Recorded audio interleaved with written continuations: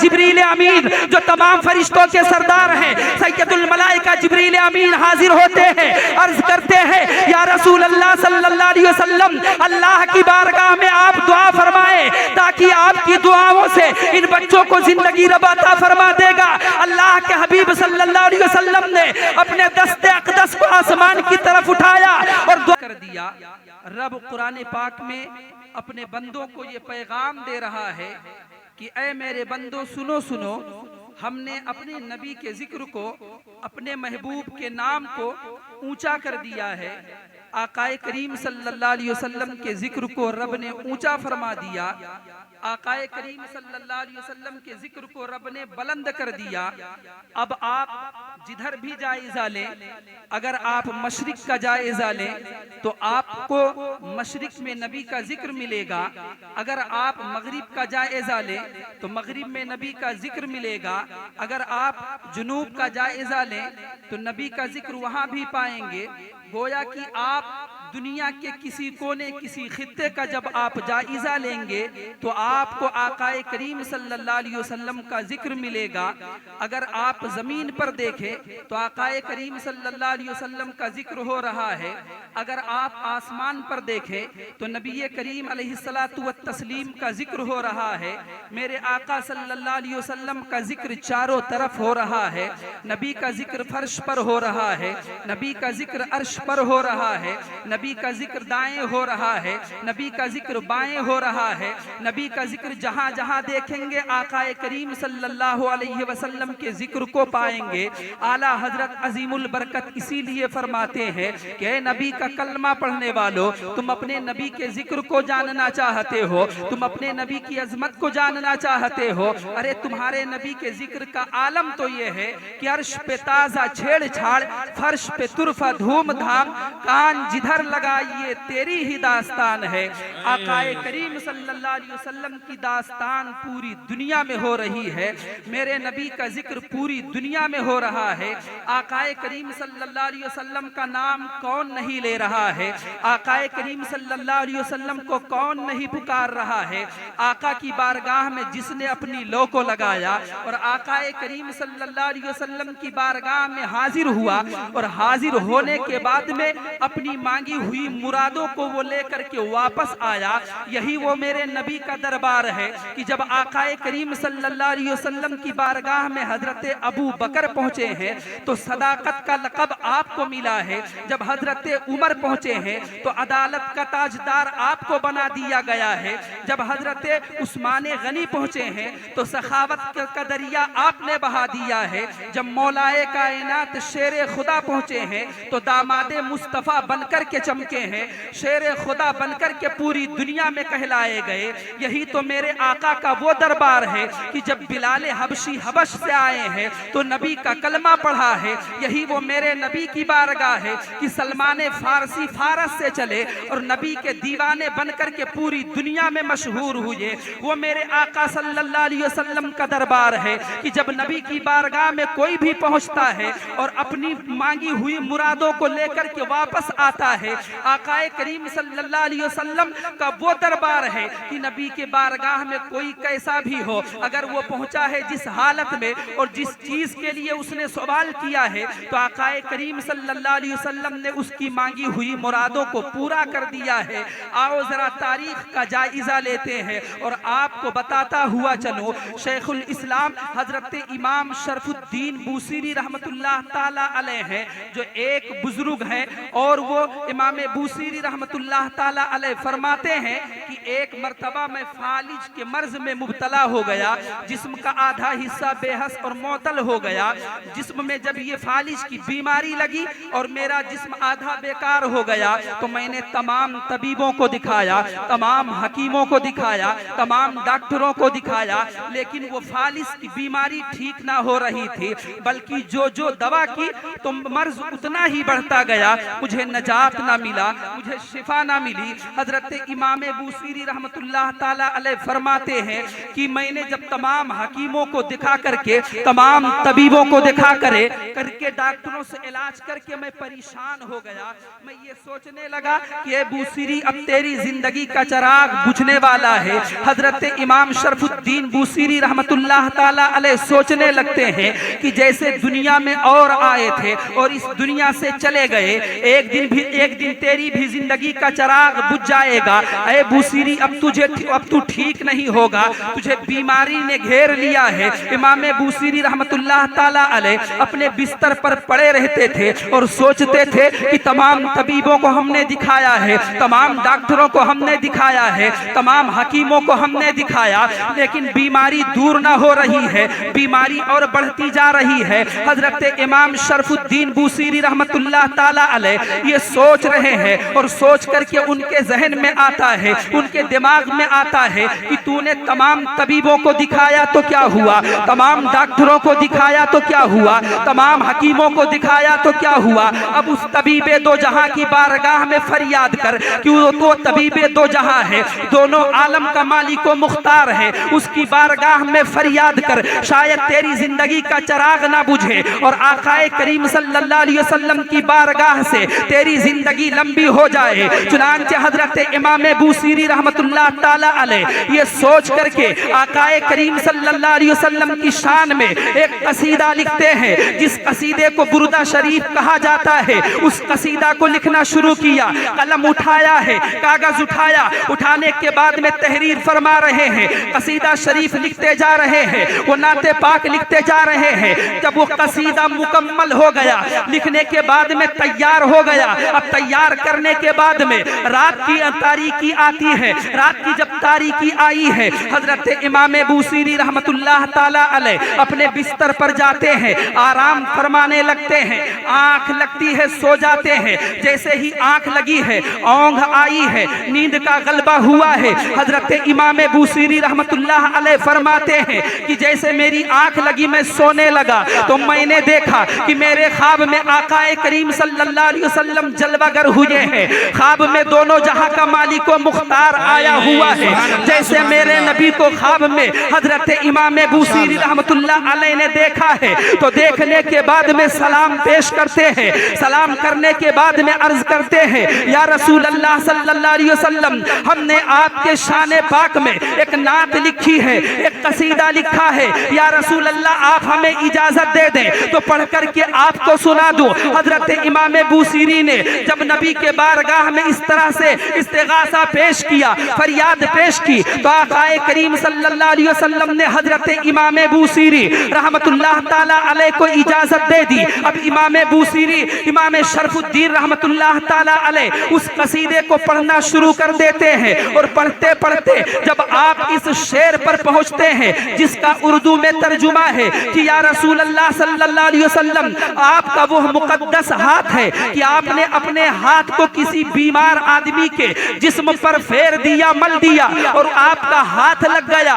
तो या रसूल अल्लाह उसको बीमारी से शिफा मिल गई है। और अगर वो गरीब रहा हो, मोहताज रहा हो, तो वो दीवानगी से दूर हो गया है, उसकी मोहताजगी दूर हो गई है, उसकी सारी परेशानी दूर हो गई है। अब आपको मैं बताता हुआ चलूं, यही तो मेरे नबी का वो मुकद्दस हाथ है कि जब मेरे आका सल्लल्लाहु अलैहि वसल्लम ने हजरत इमाम बूसीरी के जिस्म पर फेर दिया, मल दिया है, और मेरे आका का यही वो मुकद्दस हाथ है। जरा आप जहन को हाजिर करें और अपने नबी के मुकद्दस हाथ को देखें, अपने नबी के दस्ते अक़दस को देखें कि आकाए करीम का यही वो मुकद्दस हाथ है कि बचपन की हालत में जब मेरा नबी हजरत हलीमा सादिया के घर से चला था, तो हजरत हलीमा सादिया से उनके आबादी की औरतों ने कहा था, हे हलीमा सादिया, इस बच्चे को लेकर के हमारी आबादी से तू वापस करने ना जा, बल्कि इनको आबादी में रहने दे, इनको हमारी आबादी में पढ़ने दे, पढ़ने और पढ़ने दे।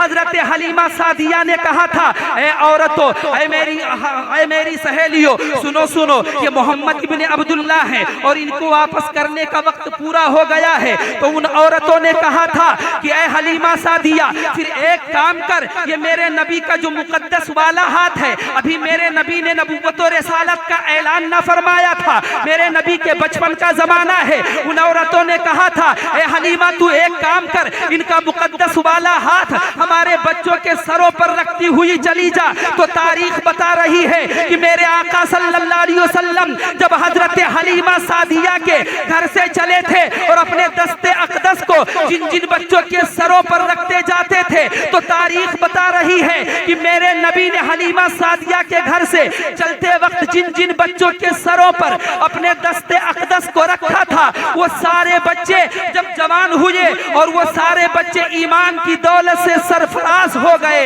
और जब तक के वो जिंदा रहे उनके सर के बाल कभी काले नहीं हुए थे। ये मेरे नबी का मुकद्दस हाथ है, यही मेरे नबी का मुकद्दस हाथ है कि खजूर की लकड़ी में लग जाए तो तलवार बन जाती है। यही नबी का वो मुकद्दस हाथ है कि प्याले में चला जाए तो प्याले में इतना पानी हो जाता है कि 1500 सहाबाए किराम सैराब हो जाते हैं। यही वो नबी का मुकद्दस हाथ है कि हजरत उम्मे माबद के बकरियों के सूखे हुए थनों में लग जाए तो सूखे हुए थन दूध से भर जाते हैं। अब आओ जरा जहन को हाजिर करो, जब मेरे नबी के बारगाह में हजरत इमाम शरफुद्दीन रहमतुल्लाह ताला अलैह ने इस तरह से फरियाद किया, तो मेरे आका सल्लल्लाहु अलैहि वसल्लम ने अपने नबूवत वाले हाथों को हजरत इमाम शरफुद्दीन बूसीरी रहमतुल्लाह अलैह के जिस्म पर फेर दिया, मल दिया। मेरे नबी का जैसे मुकद्दस हाथ लगना था, हजरत इमाम बूसीरी फरमाते हैं कि मेरी आंख खुल गई, और जब मेरी आंख खुली तो मैंने देखा कि आकाए करीम सल्लल्लाहु अलैहि वसल्लम का मुकद्दस हाथ मेरे जिस्म पर लगा है। तो रब ने हमें शिफा अता फरमा दी है। और वही इमाम बूसीरी फरमाते हैं कि जब मैं नाते पाक पढ़ रहा था, कसीदा सुना रहा था, तो आकाए करीम सल्लल्लाहु अलैहि वसल्लम ने हमको एक यमनी चादर मुबारक इनाम में दी थी। वो यमन की चादर मेरे पास मौजूद थी।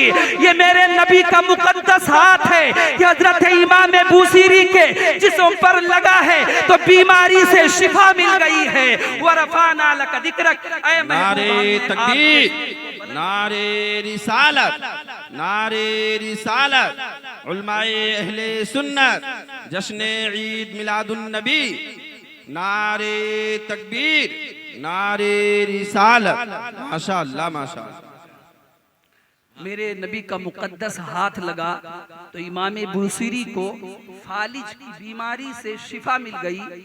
फालिज की जो बीमारी लगी हुई थी जिस्म में, वो बीमारी दूर हो गई और उन्हें शिफा मिली। और जब उन्होंने अरबी में जो शेर पढ़े थे, जो कसीदा पढ़ करके आकाए करीम सल्लल्लाहु अलैहि वसल्लम को सुनाया, तो आकाए करीम सल्लल्लाहु अलैहि वसल्लम ने उन्हें एक यमनी चादर मुबारक इनाम में दी। और वो यमन की चादर हजरत इमाम शरफुद्दीन बूसीरी फरमाते हैं कि मेरे पास मौजूद थी। ये मेरे नबी का मुकद्दस हाथ है और ये मेरे नबी का नाम है कि अगर कोई बीमारी में पुकारे तो अल्लाह के हबीब सल्लल्लाहु अलैहि वसल्लम उसको बीमारी से शिफा देते हुए नजर आ रहे हैं। कहाँ कहाँ आकाए करीम सल्लल्लाहु अलैहि वसल्लम को आप देखोगे, मेरा नबी बेमिसलो बेमिसाल है। मेरे नबी की शान तो ये है कि जहाँ भी आकाए करीम सल्लल्लाहु अलैहि वसल्लम को आकाए करीम सल्लल्लाहु अलैहि वसल्लम को जिसने कभी देखा तो वो देखता रह गया। और आकाए करीम सल्लल्लाहु अलैहि वसल्लम का वो चेहरा था, वो हुस्न था कि आप इतने खूबसूरत थे कि लोग देखा ही करते थे। और आओ जरा आप देखो, आकाए करीम सल्लल्लाहु अलैहि वसल्लम की शान को मुलाहिजा करो और अपने नबी के जिक्र को देखो। हजरत जाबिर रदी अल्लाह ताला अन्हु एक सहाबी रसूल है।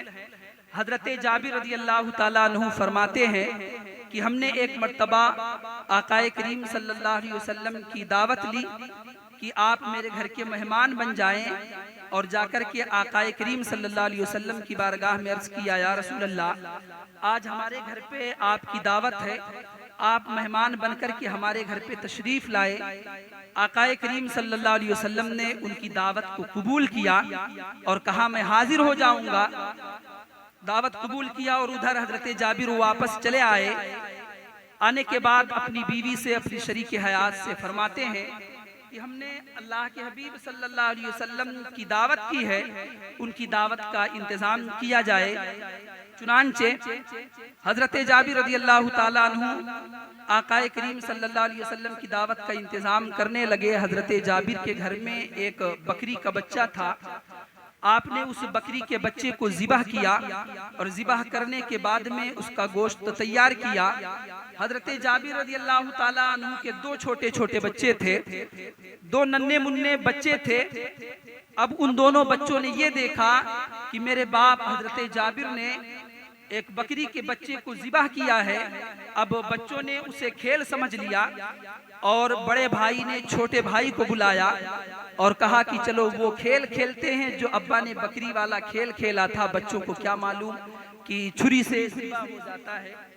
नारे तकबीर, नारे रिसालत, नारे रिसालत। उलमा अहले सुन्नत हजरत अल्लामा मौलाना मुस्लिम रजा साहब क़िबला बरकाती, नारे तकबीर, नारे रिसालत। बस हजरत मोहतरम 5 मिनट के अंदर मैं अपनी गुफ्तगू को समेटता हूँ, इसलिए कि उस्ताद मोहतरम हजरत अल्लामा मौलाना मोहम्मद मुस्लिम बरकाती साहब क़िबला रौनक़ स्टेज हो चुके हैं। अब इंशाअल्लाह मेरे बाद एक नात शरीफ होगी, फिर हजरत का बयान होगा। बस 5 मिनट के अंदर इंशाअल्लाह अपनी गुफ्तगू को मैं ख़त्म करता हूँ। तो मैं ये अर्ज़ कर रहा था कि बड़े भाई ने छोटे भाई को बुलाया और उसे खेल समझ करके बड़े भाई ने छोटे भाई के गर्दन पर छुरी चलाई और वो इस दुनिया से इंतकाल हो गया, उसकी रूह परवाज हो गई। जब बड़े ने ये मामला देखा कि छोटा भाई इंतकाल कर गया है, अब उसको हिला रहा है, दुला रहा है, जिस्म में जान हो तब तो ना वो उठे। बच्चों को क्या मालूम कि छुरी से क्या होता है। अब जब छोटा भाई ज़िबा हो गया तो बड़ा भाई खौफ के मारे छत के ऊपर गया, डर के मारे ऊपर गया और वो भी छत के ऊपर से गिरा, वो भी इंतकाल कर गया।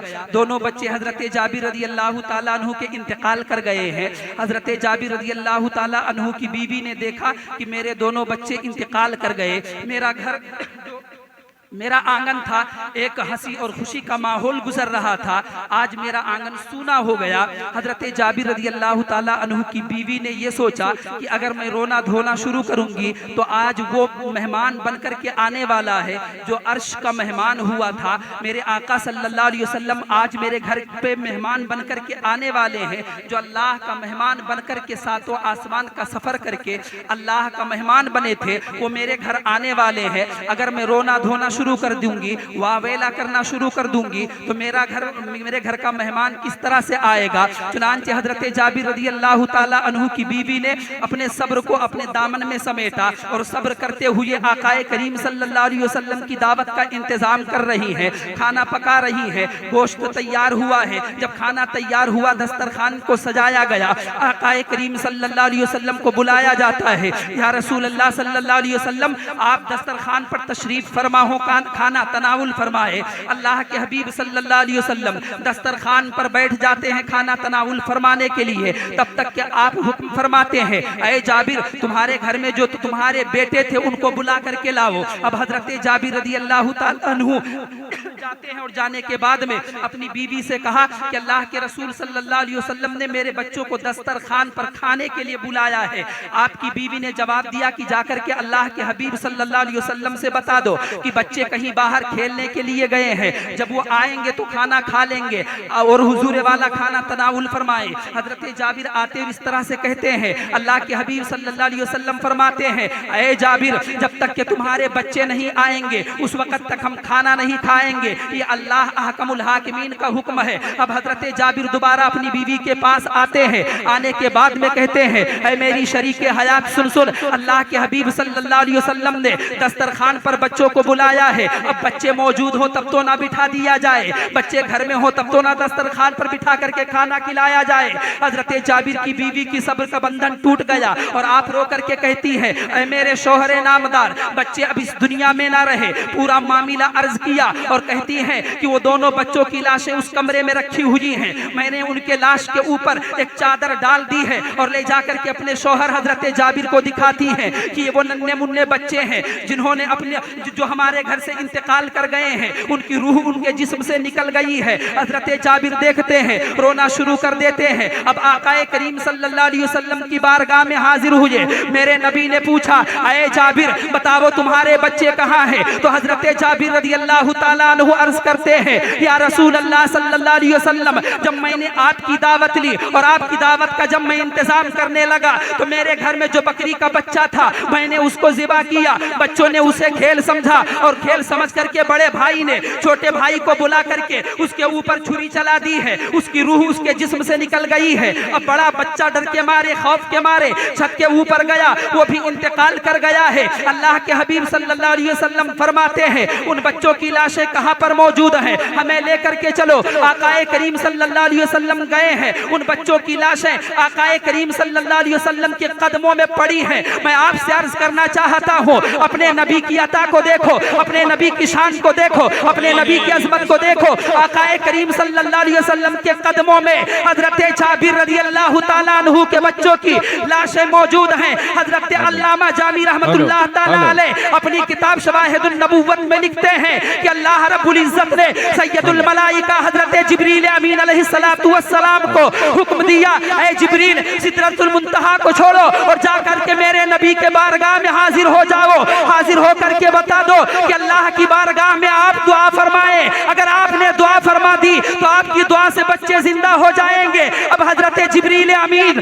जो तमाम फरिश्तों के सरदार हैं, सैयदुल मलाइका जिब्रील अमीन हाजिर होते हैं, अर्ज करते हैं या रसूल अल्लाह सल्लल्लाहु अलैहि वसल्लम अल्लाह की बारगाह में आप दुआ फरमाएं ताकि आपकी दुआओं से इन बच्चों को जिंदगी रब अता फरमा देगा। अल्लाह के हबीब सल्लल्लाहु अलैहि वसल्लम ने अपने दस्ते अक़दस को आसमान की तरफ उठाया और दुआ फरमाने लगते हैं। अभी मेरे नबी के हाथ नीचे ना आए थे कि अल्लाह रब्बुल इज्जत ने हजरत जाबिर रज़ियल्लाहु ताला अन्हु के दोनों बच्चों की जिंदगी वापस फरमा देता है, बच्चे जिंदा हो जाते हैं। ये अल्लाह के हबीब सल्लल्लाहु अलैहि वसल्लम की दुआ है, ये अल्लाह के हबीब सल्लल्लाहु अलैहि वसल्लम का जिक्र है। रब कुरान पाक में फरमाता है वरफ़अना लका ज़िक्रक, ऐ महबूब सल्लल्लाहु अलैहि वसल्लम हमने आपके जिक्र को बुलंद कर दिया। अल्लाह ताला की बारगाह में दुआ है कि मौला ताला हम सबको आकाए करीम सल्लल्लाहु अलैहि वसल्लम के उसवे हसना पर जिंदगी बसर करने की तौफीक और रफ़ीक अता फरमाए। वमा अलैना इल्लल बलाग। अस्सलाम वालेकुम।